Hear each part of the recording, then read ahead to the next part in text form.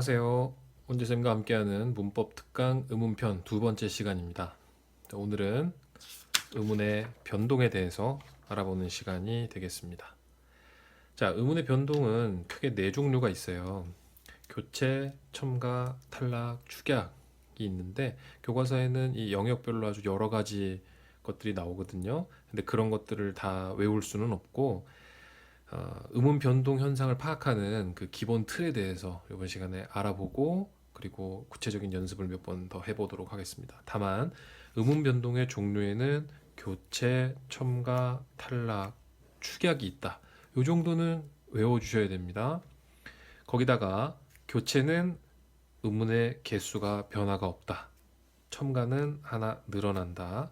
탈락은 하나 줄어든다. 축약도 하나 줄어든다. 이 정도는 꼭 기억을 해주셔야 됩니다. 자, 그럼 구체적으로 양상을 알아보기 전에 음운 변동을 파악하는 방법에 대해서 먼저 좀 틀을 잡아볼게요.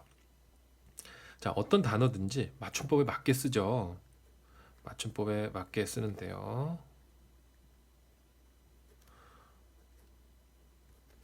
첫 번째로 표기와 실제 발음의 차이를 파악한다. 두 번째, 그 둘 사이에 음운 개수 변화를 파악한다.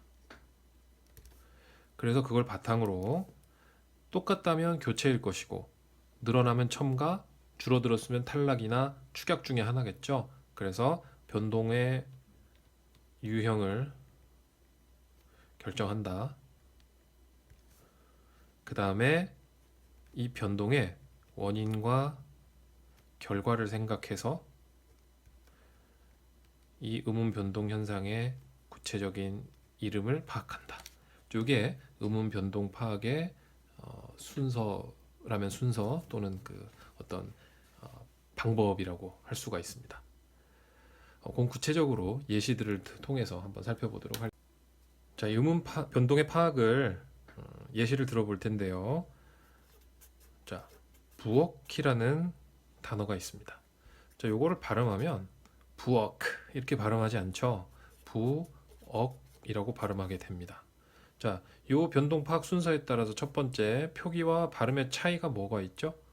키읔이 기역으로 발음됐다는 거. 자, 그 다음에 두 번째, 그럼 의문의 개수를 파악을 해볼게요. 자, 지난 시간에 의문이라는 것은 자음과 모음 그리고 반모음을 포괄하는 개념이라고 얘기했죠. 자, 그런데 여기서 여러분들이 의문 개수 셀 때 헷갈리면 안 되는 거. 자, 여기 글자의 요 첫 번째 문자를 초성이라고 하죠. 초성에 있는 이응은 의문이 아니에요. 의문의 개수로 세지 않습니다. 원래는 빈자리인데 부, 억 이렇게 쓰기 이상하잖아요. 그래서 이게 이응을 써놓는 거예요. 소리값이 없는 이응입니다. 그래서 여기는 의문이 아닌 거예요. 그래서 그 의문의 개수를 세보면 하나, 둘, 셋, 네 개입니다. 이것도 세보면 하나, 둘, 셋, 네 개가 되죠. 아, 의문의 개수 변화가 없군요. 그리고 키읔이 기역으로 1대1로 바뀌었네요. 그래서 이런 것들을 뭐라고 부르냐? 교체라고 합니다. 교체. 자, 그런데 좀 전에 부엌라고 읽지 않는다 그랬잖아요. 자, 이 키읔이 받침, 즉 조금 어려운 말로 음절 말에 왔을 때 소리가 안 나는 거예요. 소리가 안 나는 거예요. 우리말 자음이 14개가 있는데 받침에서 실제 소리가 날 수 있는 것은 기역, 니은, 디귿, 리을, 미음, 비읍, 이응 이 7가지 뿐입니다. 그래서 이 외에 다른 받침은 표기는 하지만 발음할 때는 이 7개 중에 하나로 바뀌어서 나게 된다. 그 규칙을 음절 끝소리 규칙이라고 합니다. 자, 키읔이 기역으로 바뀌는 이 교체 현상은 음절 끝소리 규칙이다. 이렇게 얘기할 수가 있는 거죠. 아, 잘렸네요. 자, 그 다음에 하나 더 해볼게요. 친구한테 뭘 부탁을 했는데 그 친구가 야, 뭐 맨입으로 뭐 이랬다고 칩시다. 자, 이걸 발음을 해보면 맨, 닙 이렇게 되죠. 자, 첫 번째 뭐가 뭘로 바뀌었나요? 자, 여기에 입이 닙이 됐죠? 그럼 이하고 비읍은 그대로 있잖아요. 그럼 결국 좀 전에 살펴봤듯이 여기 이응은 의문이 아니라 그랬죠. 빈자리라 그랬죠. 그럼 그 빈자리에 뭐가 들어온 거예요? 요 니은이 들어온 거죠. 자, 그러면 의문의 개수를 세볼게요. 하나, 둘, 셋, 넷, 다섯. 여기는 하나, 둘, 셋, 넷, 다섯, 여섯. 5개에서 6개로 늘어났군요. 그런데 빈자리에 없던 게 들어갔죠. 이런 걸 첨가라고 합니다. 자, 이렇게 발음되게 된 이유는 누가 들어갔기 때문에? 니은이 들어갔기 때문이죠. 그래서 니은 첨가. 이런 식으로 하시면 되겠습니다. 그럼 구체적으로 교체부터 알아보겠습니다. 자, 교체 종류는 크게 첫 번째 음절 끝소리 규칙. 음절 끝소리 규칙. 그다음 비음화. 세 번째 유음화. 네 번째 구개음화. 다섯 번째 경음화 또는 된소리 되기. 자, 이렇게 됩니다. 자, 여기서 또 여러분들 흥분하시면 안 돼요. 아, 그럼 교체는 음절 끝소리가 있으니까 음절 끝소리부터 공부를 쭉 해야지. 이런 공부 못 하는 거예요. 문법은 특히나 전체 체계가 중요하거든요.